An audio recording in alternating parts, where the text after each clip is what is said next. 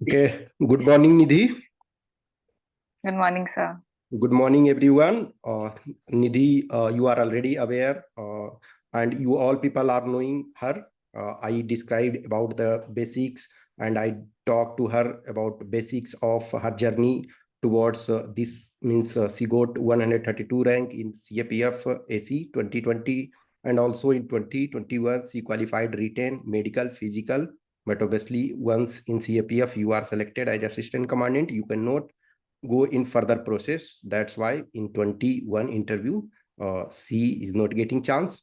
So Nidhi, in this video, I will ask some of the questions related to your interview journey, your preparation regarding interview, so that coming aspirants of you, in fact, your batch also 21, 21 candidate, 22 candidates will get advantage. So Nidhi, Yes, when sir. you started preparation about interview, so it was in 2020 it was first experience of UPSC interview.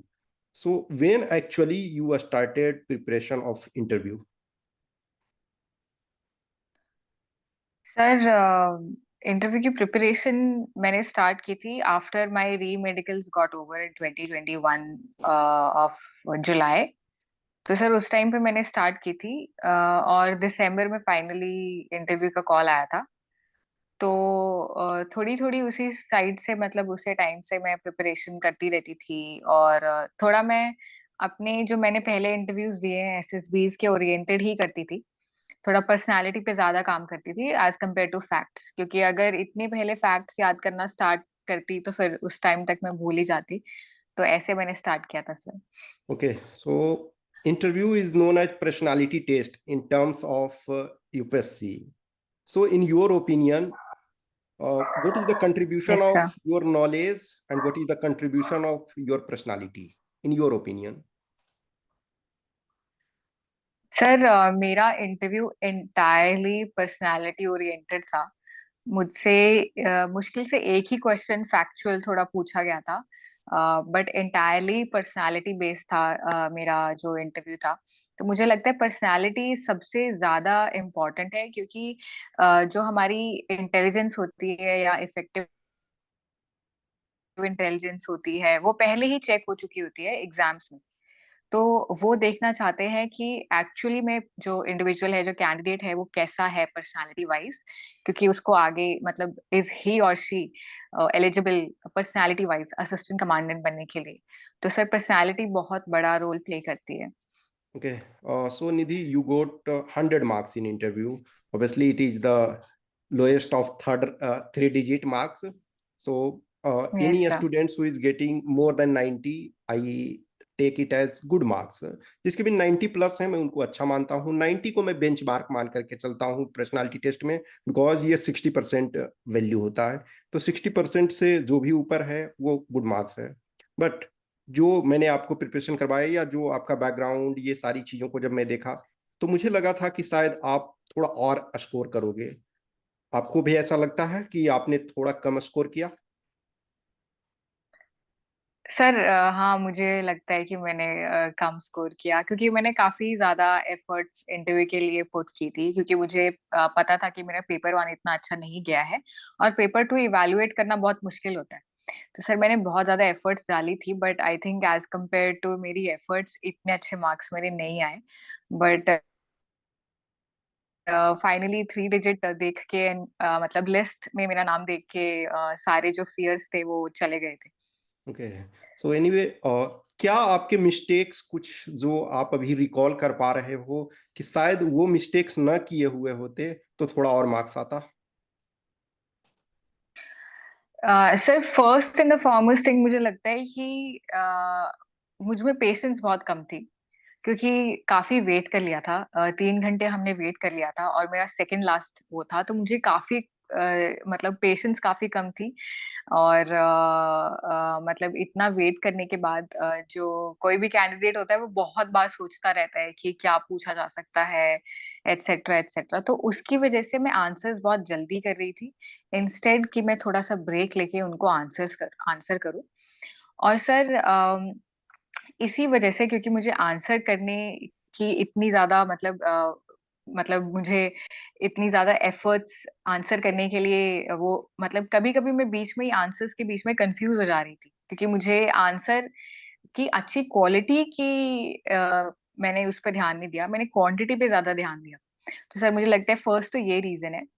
और sir second reason ये है कि जो last member जो UPSC board में थे, उनको मैं अपने आंसर से सेटिस्फाई नहीं कर पा रही थी।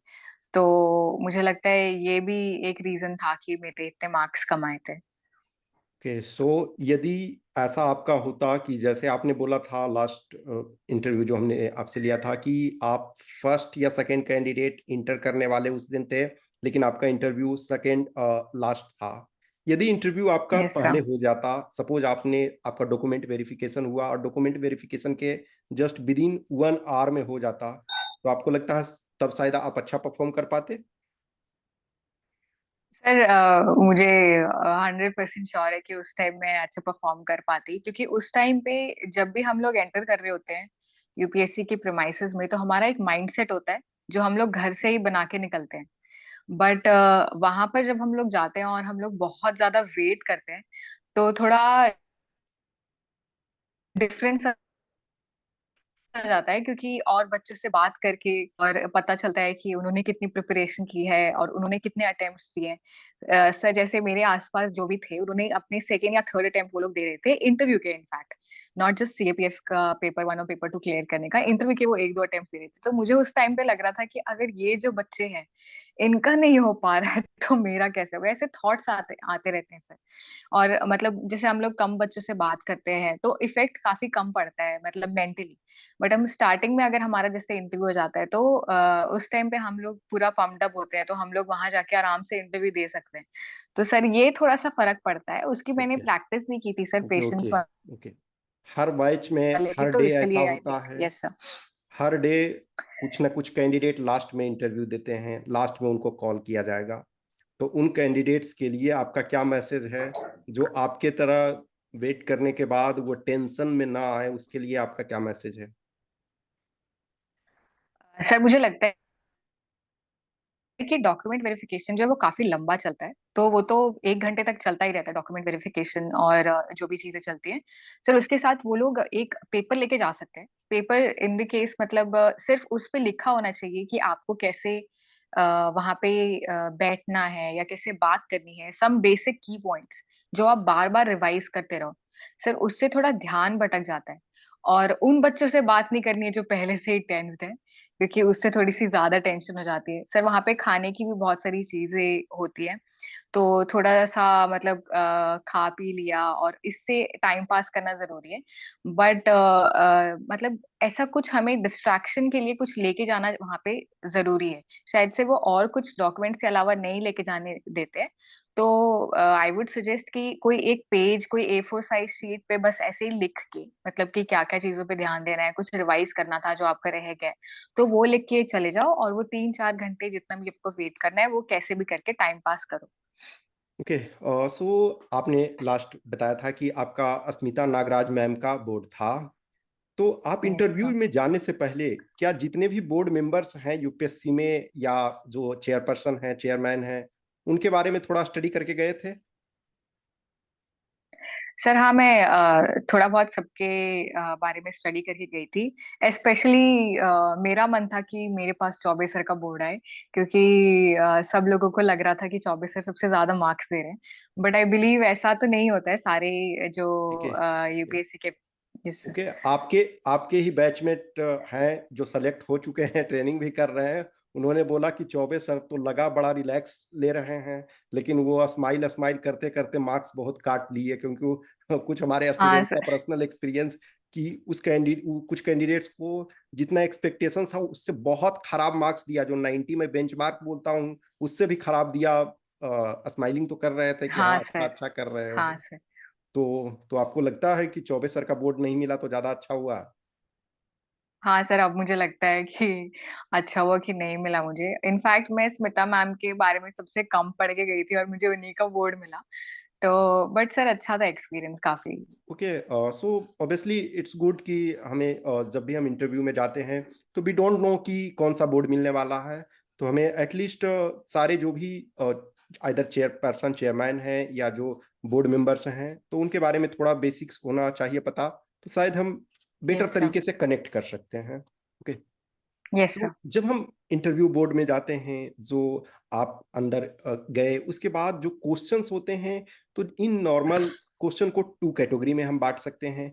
एक हुआ कि आपका पर्सनालिटी टेस्ट से संबंधित और एक नॉलेज के संबंधित।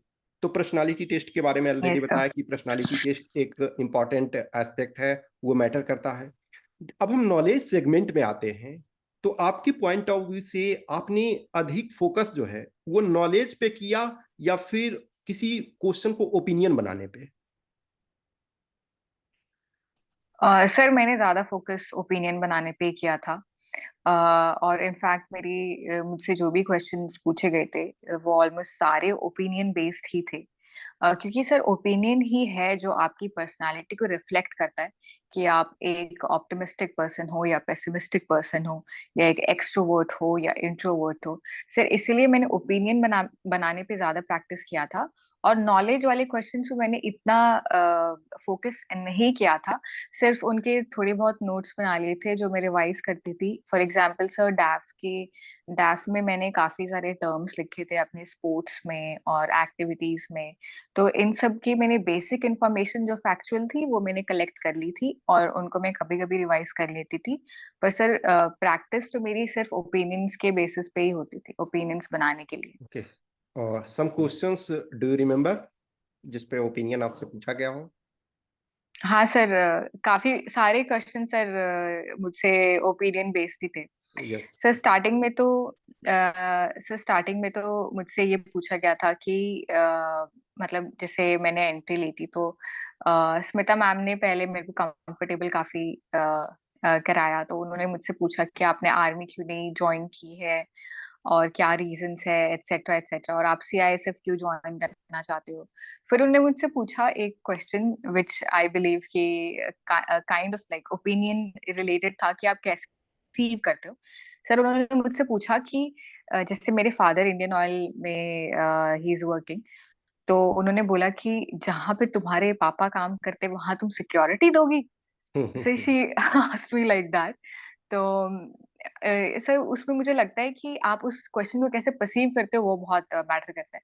तो मैंने मैम को कहा, आई थिंक मैम ये तो बहुत प्राउड वाली बात है कि मैं मतलब ऐसी लोकेशन को I would be giving security जहाँ मेरे पापा इज वर्किंग। तो सर फॉर एग्जाम्पल यही था एक क्वेश्चन। सर और क्वेश्चन थे सर, सेकंड मेंबर जो थे वो सर मिस्टर एसपी वैद सर थे। मैंने उनको रिकॉग्नाइज कर लिया था, वो काफी फेमस पर्सनालिटी है। तो उन्होंने मुझसे पूछा था कि आप रिलेशंस कैसे बनाओगे अगर आपको जम्मू एंड कश्मीर में पोस्टेड किया जाएगा, तो आप उनके साथ रिलेशंस कैसे बनाओगे। तो सर ये भी ओपिनियन बेस्ड था। सर उन्होंने ये भी पूछा था कि आपके रिलेशंस कैसे होंगे आपके मेल को वर्कर के साथ, और आपके जो सबॉर्डिनेट्स हैं उनके साथ कैसे होंगे। सर ये एक क्वेश्चन था। सर सेकंड थर्ड जो मेरे जो यूपीएससी के मेंबर थे उन्होंने पूछा था डॉग ओरिएंटेड, क्योंकि मैंने अंडरस्टैंडिंग डॉग बिहेवियर भी एक यस यस मेंशन यस। किया था अपने ड्राफ्ट में। हाँ सर। तो उन्होंने पूछा था, उन्होंने मुझे एक सिचुएशन दी थी कि जैसे अगर कोई डॉग है और वो काफी रकस कर रहा है एक लोकेलिटी में, और वो बाहर भी, अगर हम लोग लोकेलिटी के बाहर निकालेंगे जब भी रकस करेगा और वो अंदर भी कर रहा है तो हम लोग को क्या करना चाहिए। So sir that's also I believe opinion oriented. और सर लास्टली जो मेंबर थे, जो हमारे जो लास्ट मतलब यूपीएससी के उसमें मेंबर थे, उन्होंने तो काफी मेरे से थोड़े मतलब I believe factual type of questions पूछे थे, उन्होंने ही पूछते इनफैक्ट। तो सर ये तो सारा सर मेरा ओपिनियन ओरिएंटेड ही लगा मुझे तो ओके, बेसिकली।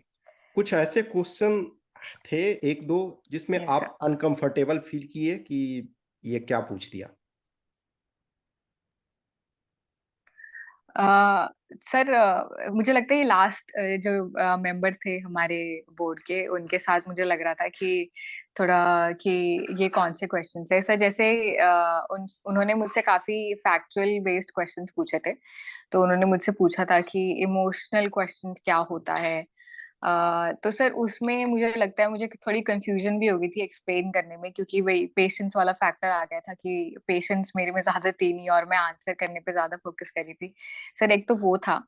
और सर एक और क्वेश्चन था कि अ, आपने इकिगाई पढ़ी है क्या, एटसेट्रा। तो क्योंकि मैंने रीडिंग नॉवेल्स भी लिखा यस था। यस। और तो सर ये मुझे लग रहा था थोड़ा सा मैंने आई बिलीव उनको सेटिस्फाई में नहीं कर पाई अपने आंसर से। और sir rest of the questions were I believe expected, मतलब डैफ के लाइंस पे थे। Okay okay. यदि आपको यस सेकेंड सर। अटेम्प्ट दिया जाए इंटरव्यू के लिए, ऑब्वियसली आप असिस्टेंट कमांडेंट के तौर पे आप नहीं जाओगे, लेकिन हो सकता है कमिंग डेज में यदि आपको यूपीएससी में फिर इंटरव्यू देने दिया जाए, मौका मिले, तो आप चेंजेस अपने में क्या करोगे? कुछ इंपॉर्टेंट चेंजेस जो आपने गलती कर दी। सर सबसे पहली चीज तो पेशेंस मुझे बढ़ानी पड़ेगी। और सर एक क्वालिटी होती है पावर ऑफ एक्सप्रेशन। सर वो मेरे को इम्प्रूव करना है। कि मैं थोड़ा सा ज्यादा जो जिनको मैं आंसर कर रही हूँ उनसे कनेक्ट कर पाऊँ कि वो क्या पूछना चाहते हैं एग्जैक्टली, मैं उनका रिप्लाई कर पाऊँ, उनको सेटिस्फाई कर पाऊँ। और सर थर्ड है कि आई बिलीव स्टैमिना। सर क्योंकि ऐसा हो सकता है कि इंटरव्यू काफी लंबा हो सकता है और हम थक भी सकते हैं। तो उसमें उस चीज में हम लोग आंसर्स का मतलब थोड़े से गलत भी दे सकते हैं, जो मेरे फर्स्ट एसएसबी इंटरव्यू में हुआ था। जो मेरा 1 घंटे से ज्यादा मेरा इंटरव्यू चला था वो, तो उस टाइम पे मैं आंसर्स नहीं कर पा रही थी ठीक से। तो सर ये कुछ चीजें हैं जिन पे मैं ज्यादा फोकस करूंगी अगर इन केस मेरा यूपीएससी का इंटरव्यू इन फ्यूचर आए तो। Okay. As a girl candidate, is there any question, is was there any question specific कि वो जेंडर बेस पे ही आपको क्वेश्चन पूछा गया, कुछ ऐसा था? हाँ सर। सर स्मिता मैम बहुत फोकस कर रही थी कि मतलब आप एक लड़की हो, आपको जाना पड़ेगा and etcetera etcetera. Sir for example उन्होंने बोला था कि आप सिक्योरिटी दोगे क्या वहां पे। आंसर सेकंड क्वेश्चन था कि बॉर्डर पे जाना पड़ेगा, बॉर्डर पे जाओगी। ऐसे था सर क्वेश्चन।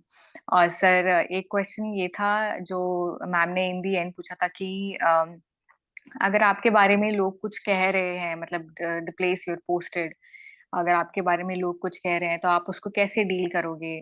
सर मुझे लगता है ये कुछ थे जो विमेन ओरिएंटेड ही थे। और एक एसपी वैद सर ने भी मुझसे पूछा था, उन्होंने मुझे एक कोटेशन बताई थी कि ये कोटेशन किसने बोली है कि if you educate a man you educate an individual, and if you educate a women you educate a family. Sir ये कुछ क्वेश्चंस थे जो सिर्फ मतलब विमेन ओरिएंटेड थे। तो सर हाँ पूछा गया था। Okay. आज आप सिलेक्टेड हो, एट द टाइम इंटरव्यू जब प्रिपरेशन कर रहे थे तो बहुत सारी चीजें मन में आ रही होगी कि ये भी पढ़ लें, ये भी कर लें। तो क्या आपको लगता है कि पर्सनालिटी टेस्ट इंटरव्यू के लिए कोई बुक इम्पॉर्टेंट है, या आपने कोई बुक रेफर किया था? सर मैंने कोई भी बुक रेफर नहीं की थी प्रिपरेशन के लिए। सर एक तो मैंने आपकी गाइडेंस ली हुई थी और मैं अपने फ्रेंड्स के साथ अपने पेरेंट्स के साथ प्रैक्टिस करती थी आपको इंटरव्यू देने से पहले।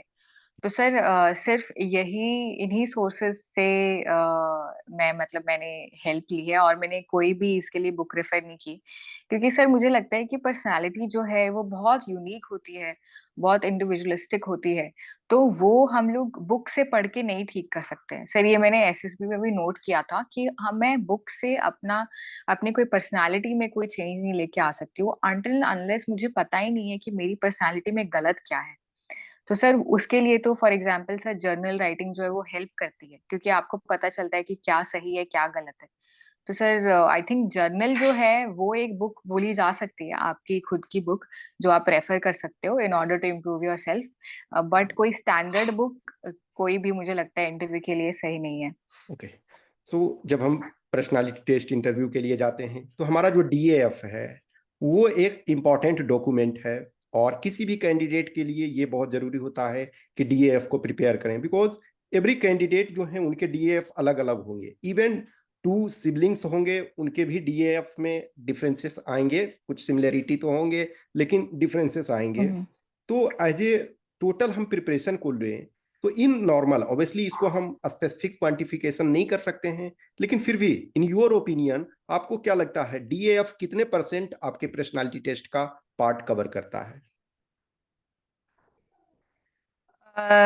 सर जो डैफ है, यूपीएससी का डैफ, अगर मैं अपने केस में बताऊं तो मैंने अपने डैफ में काफी इंफॉर्मेशन दे दी थी सर, क्योंकि मुझे ज्यादा पता नहीं था बिफोर मतलब फिलिंग द ड्राफ्ट। मैंने किसी से कंसल्ट नहीं किया था, क्योंकि वो मतलब जब हमारा पेपर मतलब पेपर 1 पेपर 2 हो जाता है, उसी के बाद हम लोग को ड्राफ्ट करना होता है। तो एट दैट टाइम मतलब किसी से मैंने गाइडेंस नहीं ली थी। तो मैंने काफी इंफॉर्मेशन ड्राफ्ट में दी हुई थी। बट मेरा जो इंटरव्यू था वो सिर्फ थोड़ा सा ही ड्राफ्ट के रिलेटेड था। मतलब डेफिनेटली काफी ज्यादा हिंट्स और क्यूज यूपीएससी के बोर्ड के मेंबर्स ने वहां से लिए थे। बट वो मतलब वाइडर पर्सपेक्टिव से देख रहे थे एज कम्पेयर टू सिर्फ डैफ oriented. Sir for example each and every question was from डैफ, but कोई फैक्चुअल क्वेश्चन नहीं था, वो था एक वाइडर पर्सपेक्टिव में। सर जैसे नॉवल था, तो फॉर एग्जाम्पल मैंने रीडिंग नॉवेल्स लिखा हुआ था, और फिर मैंने उन्हें बताया कि सेल्फ हेल्प बुक से मैं कभी कभी रेफर करती हूँ, मतलब आई लाइक रीडिंग। तो उन्होंने मुझसे पूछा कि इमोशनल क्वेश्चन क्या है। अब ये emotional question was not mentioned in my डैफ, but it was asked me, क्योंकि एक मतलब एक वाइडर पर्सपेक्टिव में चला गया ये मतलब क्वेश्चन। तो सर मुझे लगता है हमें हर स्टेटमेंट मतलब हर अपना हमने जो की वर्ड लिखा हुआ है उसको थोड़ा वाइडर पर्सपेक्टिव से रिलेट करके क्वेश्चंस को बनाना चाहिए। फॉर एग्जाम्पल सर स्पोर्ट्स है, तो हम लोग स्पोर्ट्स में कौन सी क्वालिटीज हैं जो एक्सपेक्टेड है एक कैंडिडेट में, तो वो हमें उसके ओरिएंटेड क्वेश्चंस को आंसर करना चाहिए। सर ये कुछ चीजें हम लोग कर सकते हैं जब हम लोग डैफ रेफर करते हैं तो। ओके, सो डैफ में कुछ एरिया जैसे होता है, कुछ को हम थोड़ा कम प्रिपेयर करते हैं, कुछ एरिया को हम लिटिल मोर फोकस करते हैं।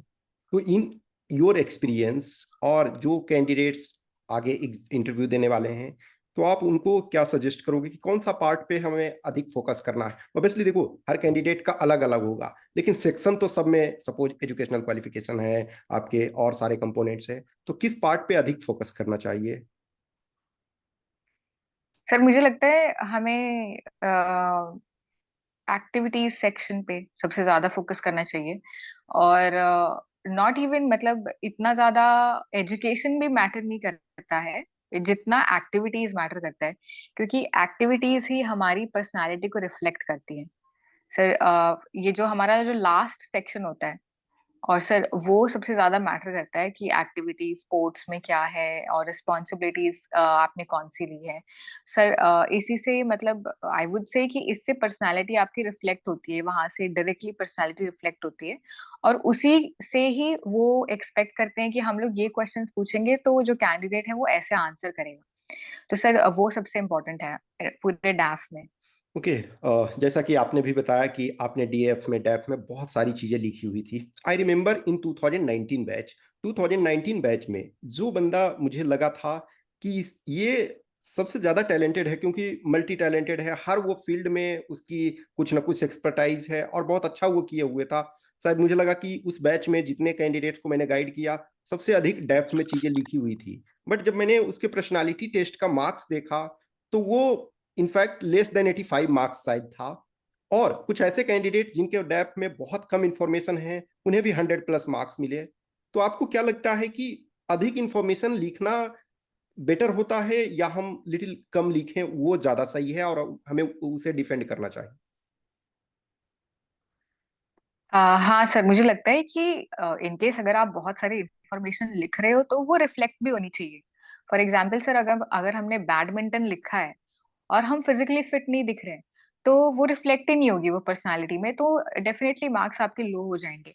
बट अगर आपने कुछ ही कम ही चीजें लिखी हैं और वो आपकी मतलब पर्सनालिटी टेस्ट में रिफ्लेक्ट हो रही है, तो आपके मार्क्स ज्यादा आएंगे। फॉर एग्जाम्पल सर, मैंने अपने डैफ में काफी चीजें मैराथन से रिलेटेड और रनिंग से रिलेटेड लिखी थी। तो उन्होंने मुझसे एक भी क्वेश्चन उस पर नहीं पूछा, बिकॉज इट वाज रिफ्लेक्टिंग क्योंकि सर उस टाइम पे तो काफी अच्छा मेरा फिजिक था और मैं मतलब प्रिपेयर भी कर रही थी फिजिकल्स के लिए, मतलब मेरे 2021 अटेम्प्ट के लिए। तो सर मतलब अगर आपके पर्सनालिटी में जो आपने लिखा है वो रिफ्लेक्ट हो जाता है तो उनको बिल्कुल भी डाउट नहीं होता। और अगर उनको थोड़ा सा भी डाउट होता है तो वो उस चीज पे क्वेश्चन करते हैं, और अगर उनका डाउट बिल्कुल सही हो जाता है कि हाँ ये डाउटफुल कैंडिडेट है, तो मार्क्स कम हो जाते हैं। तो सर डैफ में उतना ही लिखना चाहिए जितना हम रिफ्लेक्ट कर पाए, जितना हम लोग शो कर पाए। तो सर ये तो है कि अगर आपने काफी एक्टिविटीज की हैं और आपकी पर्सनालिटी में रिफ्लेक्ट होती है, तो ये बहुत अच्छी बात है, आप बहुत सारी एक्टिविटीज लिखो। बट आपकी अगर पर्सनालिटी में उतनी चीजें रिफ्लेक्ट नहीं होती है तो आप इतनी ज्यादा चीजें मत लिखो। यदि हम इंटरव्यू को क्रिकेट के एनालॉजी में लें, तो आप यस सर। इंटरव्यू को, पर्सनालिटी टेस्ट को 2020 मानते हो या फिर टेस्ट क्रिकेट मानते हो?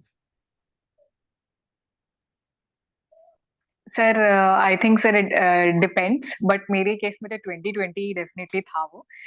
कुछ लोगों के लिए वो टेस्ट भी था।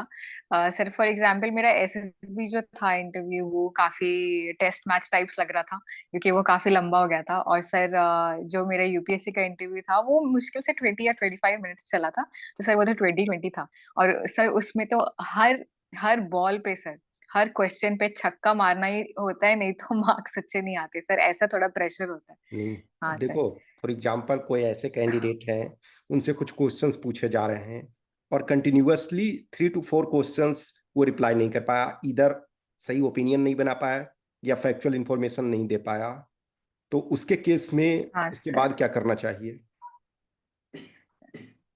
सर अगर फैक्चुअल इंफॉर्मेशन है और आप आंसर नहीं कर पा रहे हो तो बिल्कुल भी डरने की जरूरत नहीं है, क्योंकि फैक्चुअल इंफॉर्मेशन तो सर मतलब आपने भी मेंशन किया हुआ है कि factual information can be searched through internet.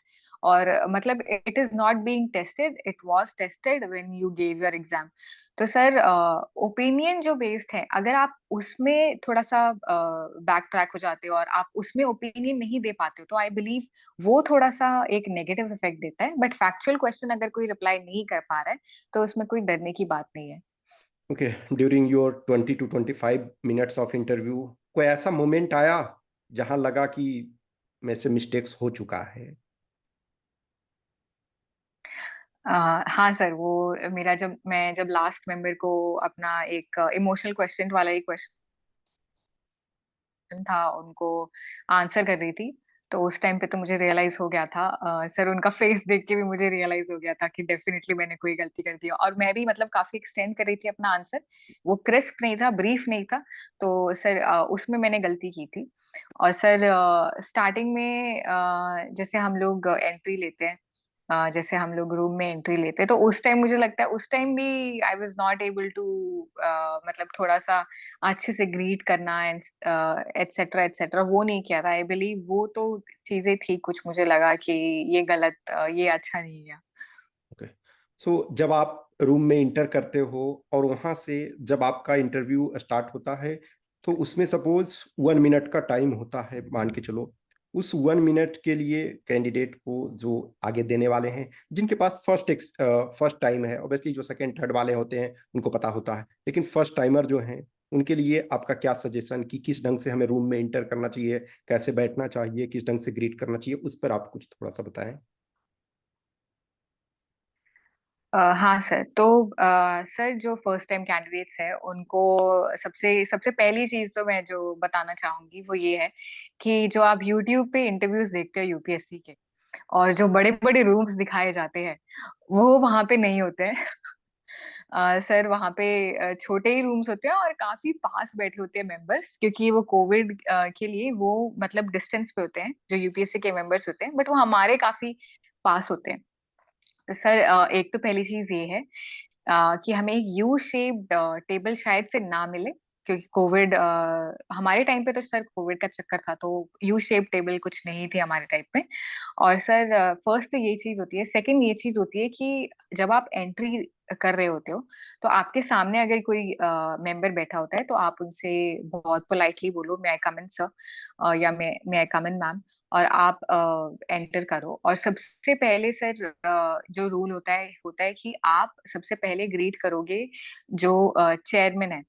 उस मतलब बोर्ड के जो चेयरमैन है उनको आप ग्रीट करोगे। फिर आप या तो लेफ्ट में जा सकते हो ग्रीट करते करते, या आप राइट में जा सकते हो। पर सबको अच्छे से ग्रीट करना है वहीं पे, मतलब बैठने से पहले ग्रीट करना है, अच्छे से ग्रीट करना है, थोड़ा सा मतलब पोलाइटली ग्रीट करना है। और सर फिर उनसे जस्ट आपको रिक्वेस्ट करना है कि कैन आई सिट, क्या वो खुद ही बोल देते हैं कि you can take your seat. तो फिर सर वहां पे आराम से हम लोग बैठ सकते हैं। और सर वहां पे क्या होता है कि जब हम लोग अपनी सीट पे बैठते हैं तो हमारी सीट जो होती है उसके सामने एक वाइट कलर की A4 साइज शीट रखी होती है, वहां पे एक पेंसिल रखी होती है। और सर मतलब वो इसलिए होता है, आई बिलीव कि वो कुछ भी आपको लिखने के लिए बोल सकते हैं, और वो करने के लिए। और सर फिर उसके बाद तो दे विल हेल्प यू काम काम योर सेल्फ डाउन, और उसके बाद तो इंटरव्यू स्टार्ट हो जाता है sir. Okay okay. So interview में या हमारे प्रिपरेशन जर्नी में करंट अफेयर्स एक इम्पॉर्टेंट एस्पेक्ट्स है। तो इन नॉर्मल करंट अफेयर्स आपने करीब कितने दिन का लास्ट किया था? सर मैंने करंट अफेयर्स आई बिलीव एक 15 days to 1 month के मैं रोज न्यूज़पेपर पढ़ती थी। और उस दिन का तो न्यूज़पेपर मैंने स्पेसिफिकली पढ़ा था क्योंकि मैंने अपनी हॉबीज में भी रीडिंग न्यूज़पेपर लिखा था। तो सर उससे कुछ कुछ इंफॉर्मेशन मैंने निकाली थी, जो भी मेरे डैफ में कीवर्ड्स हैं उनके रिलेटेड जो भी न्यूज़ है मैं उनको लिख लेती थी। क्योंकि सर 6 मंथ पुराना, या मतलब 6 मंथ से आप स्टार्ट कर रहे हो, आई बिलीव वो उतना मैटर नहीं करेगा। इनफैक्ट जो मतलब मेंबर्स हैं बोर्ड के, वो भी इतना याद नहीं रख पाएंगे कि 6 महीने पहले इस चीज में क्या हुआ था। तो सर बेसिक बेसिक चीजें नोट करके उनको रिवाइज करना, आई बिलीव करंट अफेयर्स को ये बहुत है प्रिपरेशन में। Okay, there are some moments, some instances where questions should be answered in direct form. Sometime क्या होता है ना कि हम diplomatically answer करते हैं. For example, I remember in 2020 batch itself, I gave one candidate option, you should do this thing. वो कभी मान ही नहीं रहा था कि मैं नहीं करूंगा चाहे कुछ भी हो जाए। तो मैंने बोला कि ये मेरा, मैं ब्लेम अपने ऊपर लूंगा, तुम्हें बस दो ऑप्शन में चूज करना है। तो बोला मैं नहीं चूज करूंगा किसी को किल करने वाली क्वेश्चन में। तो आपको क्या लगता है कि उस ढंग से हमें रिजिड होना चाहिए कि नहीं, हम हमेशा डिप्लोमेटिकली किसी को किल करना या जो भी है वो रॉन्ग है? बट वहाँ सिचुएशन की बात है, तो आपको लगता है कि हमें हमेशा मिडिल पाथ पर ही रहना चाहिए, हमें किसी डिसीजन को उस ढंग से नहीं लेना चाहिए या लेना चाहिए? सर सर 2 मिनट में एक बार ये अपना रूम बंद कर देती हूँ। ठीक है।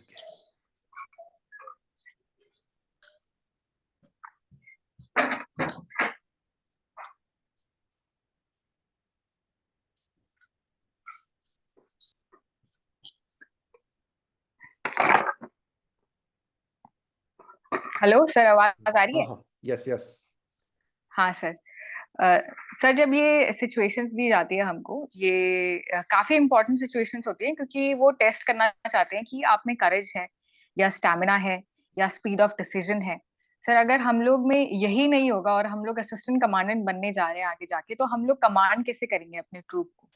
तो सर ये बहुत इंपॉर्टेंट होता है। और मतलब इसमें ये टेस्ट स्पेसिफिकली ये चीज टेस्ट होती है कि आप में करेज है कि नहीं, कि आप उस टाइम पे डिसीजन लोगे कि नहीं, और आप कैसे एक सिचुएशन को परसीव करते हो, एक सिचुएशन को परसीव करते हो, उससे पता चलता है कि आप हर चीज को थ्रेट लेते हो या आप एक फ्रेंडली नेचर से भी देखते हो। सर ये सब चीजें विजिबल हो जाती हैं। तो इस टाइम पे हम लोग को डिसीजन लेना बहुत जरूरी होता है। इनकेस हम लोग कोई डिसीजन लेते भी हैं सर, तो मतलब कभी कभी जो यूपीएससी के मेंबर्स होते हैं वो पूछ भी लेते हैं कि आपने ये डिसीजन क्यों लिया। तो आप एटलीस्ट जस्टिफाई उस डिसीजन को कर सकते हो। तो सर इस सिचुएशन में I believe all the situation should be answered. इसमें हम लोग को कभी भी बैक ट्रैक नहीं करना चाहिए, क्योंकि हमें ये सिचुएशंस रियल लाइफ सिचुएशंस बन के इन फ्यूचर आएंगी, और उस टाइम पे हमें डिसीजन लेना पड़ेगा, not just for our self but also for our troops. Okay. Sometime for हाँ एग्जांपल सर। पॉलिटिकल क्वेश्चंस भी पूछे जाते हैं। Obviously when we are going to serve at all India level, we are not incline to some political ideology and all, but still they insist करते हैं। तो क्या आपके ओपिनियन में किसी पॉलिटिकल पार्टी या का नेम लेना चाहिए कि हम इस आधार पे इसे सपोर्ट करते हैं, या कुछ, या फिर सीधी बोल देना चाहिए कि नहीं, हमें पॉलिटिक्स से कोई मतलब नहीं है? सर मुझे लगता है कि first and the foremost thing कि हम लोग डेफिनेटली एग्जीक्यूटिव में जा रहे हैं, जो भी परमानेंट एग्जीक्यूटिव है हम लोग जा रहे हैं, तो हमें गवर्नमेंट चेंज होनी मैटर नहीं करना चाहिए कि गवर्नमेंट्स आएंगी जाएंगी, बट हम तो परमानेंट एग्जीक्यूटिव में रहने वाले हैं।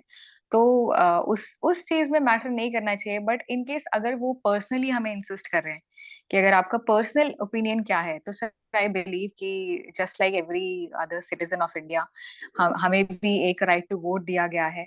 तो सर आई बिलीव हम लोग इस चीज को ऐसे टैकल कर सकते हैं कि I will be voting for not the party but for somebody जो प्रोमिसेस जिसने पहले पूरे किए हैं। मैं उनकी प्रोफाइल को रेफर करूंगा या करूंगी from the site of election commission of India. Sir हम लोग ऐसे इसको आंसर कर सकते हैं जिससे ये भी दिखेगा कि हम लोग एक साउंड इंडिविजुअल है, एक साउंड सिटीजन ऑफ इंडिया है, जो अपने डिसीजन बहुत सोच समझ के लेते हैं। तो सर पार्टी तो आई बिलीव कि पार्टी हमें नाम नहीं लेना चाहिए, बट एक अगर आप एमएलए चूज कर रहे हो तो उसका बेसिस होना चाहिए। Okay. Yes sir. जब वंस जो सेलेक्टेड कैंडिडेट होते हैं उनके यूपीएससी मार्क्स रिलीज करती है, और उसमें आपका रिटर्न का मार्क्स होता है, पर्सनालिटी टेस्ट का मार्क्स होता है, तो आपने यस भी सर। दिया, आपके कुछ फ्रेंड्स थे वो भी सेलेक्ट हुए, तो आपको लगता है इन नॉर्मल जेंडर इंक्लूसिविटी के कारण लिटिल गर्ल्स को मोर मार्क्स दिया जाता है? आपको ऐसा फील होता है? सर आई बिलीव जो भी लड़की उस स्टेज तक पहुंचती है, स्पेशली सीएपीएफ में, अगर आप एक डिफेंस वाली जॉब में उस स्टेज पे पहुंच रहे हो, यूपीएससी का इंटरव्यू दे रहे हो, तो जो हमारे यूपीएससी के सारे बोर्ड हैं वो काफी, उनको मतलब आई बिलीव काफी खुश होते हैं वो ये देख के कि लड़कियां भी आजकल बहुत आगे तक पहुंच रही हैं। और सर जितना मतलब अपीयर करती हैं इंटरव्यू के लिए लड़कियां, सर फॉर एग्जांपल मेरे उसमें आई बिलीव 50 कैंडिडेट्स थे और सिर्फ मुझे मिला के 2 ही लड़कियां थी। तो सर काफी डिफरेंस हम लोग देख लेते हैं। तो सर उसमें आई बिलीव लड़कियों को बढ़ावा तो देना चाहिए, तो थोड़ा सा यूपीएससी भी आई बिलीव थोड़ा सा उनको लगता है कि हाँ हमें बढ़ावा लड़कियों को देना चाहिए इन केस वो अच्छे लेवल तक आ रही हैं। बट ऐसा नहीं है कि उनके लिए स्टैंडर्ड्स लो कर दिए जाते हैं, ऐसा कुछ नहीं है। बट उनके लिए ऐसा किया जाता है कि आप उनकी पर्सनालिटी देखी जाती है, और सबसे अच्छी जो लड़कियां हैं जो पर्सनालिटी वाली है उनको डेफिनेटली थोड़ा सा और मोटिवेट किया जाता है। Yes sir. ओके। 21 वाले batch already due to court case and other things बहुत लेट हो गया, तो अब सर उनका जो हाँ इंटरव्यू होने वाला है। हाँ सर। तो जस्ट लास्ट क्वेश्चन ये है, जस्ट एक सर मैसेज के तौर 2 पे मिनट सर, सर मैं एक आप एक वन बस 30 सेकेंड आप ये कर लो, ठीक है? 30 सेकेंड में आप उन कैंडिडेट्स को मैसेज क्या देना चाहते हो? हाँ सर, नहीं वो मैं एक बार सर मैं मना कर देती हूँ, इसे पीछे शोर आ रहा है। एक बार सर मैं बस ये मना कर देती हूँ, शोर आ रहा है। आंटी,